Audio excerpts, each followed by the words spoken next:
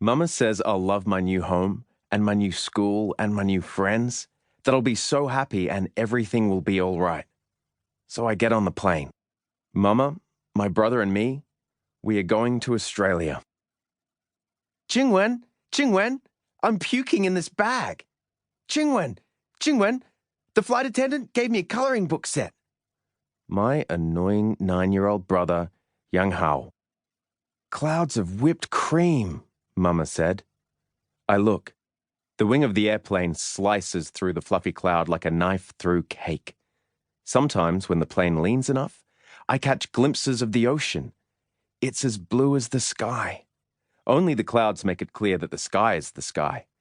Then, Yanghao sticks his oily face to the window and my view is replaced by the back of his giant head. I turn to the box on my lap. It's pink and looks like a plain old box from a mom-and-pop bakery. The cake inside looks like a plain old cake, iced with plain old cream and topped with plain old strawberries. But it's the most special cake. Not as special as my family's cake shop back in my old home, because this cake isn't on the menu. My family usually only has this cake on our birthdays, but my grandmother made an exception.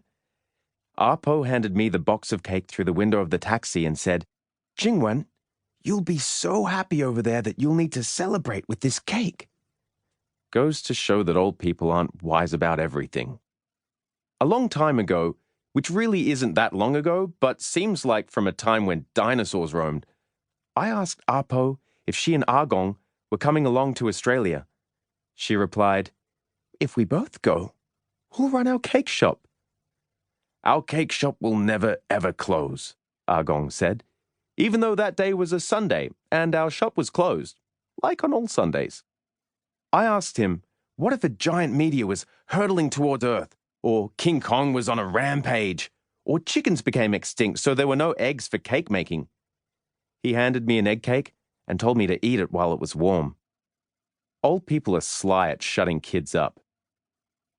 We're too old and set in our ways, Apo said. And that was that. Once old people use age as a reason for anything, a kid can never come up with a reply that's good enough.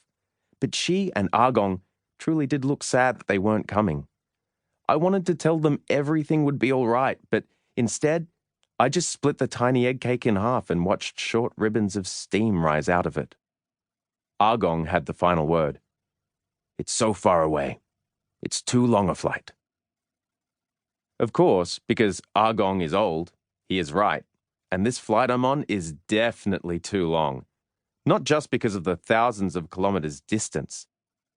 Jingwen, look! Clouds! Jingwen, look! Peanuts!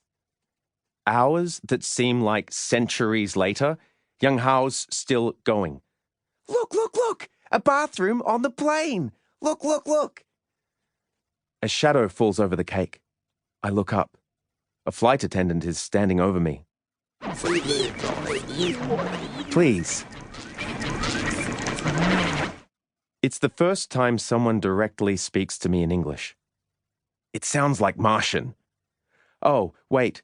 I think I caught the word please? But please what? Jingwen. Mama puts a hand on my arm. The flight attendant wants to store the cake in the overhead compartment. We're about to land. I close the box and hand it to the flight attendant. Mama says, thank you. And I think the flight attendant replies, welcome? But I'm not sure. The word is lost in some other words. Suddenly, it feels like I've been frozen in this sitting position for days. My back is tired and my knees are sore. I straighten my legs, but my feet knock the seat in front of me. A woman's face appears in the gap between that seat and the one next to it. She glances down at my feet. I squirm.